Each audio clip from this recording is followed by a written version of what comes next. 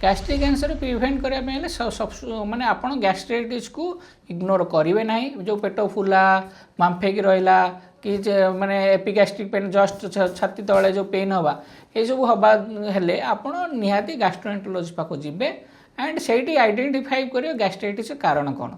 एक सेकेंड हूँ से कारण तार कारण निराकरण करेंगे ट्रिटमेंट करेंगे एंड सेकेंड किसी मोडिफिकेशन करेंगे मोडिफिकेशन कौन करेंगे अल्कोहल एंड स्मोकिंग जब नौकरी से बंद करेंगे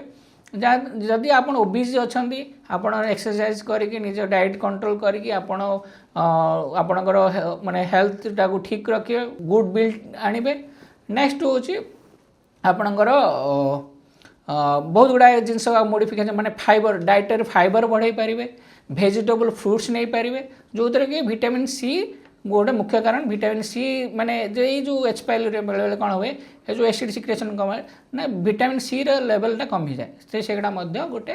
गैस्ट्रिक कारण हो पाए एंड आउ किसी जिन गुड़ाक जोड़ा आप कंट्रोल नहीं मानकर टेस्ट माने एब्डोमिनल रेडिएशन हो testicular lymphoma and gastric surgery किसी कारण हो सेगुड़ा सब्सिक्वेंटली हो पार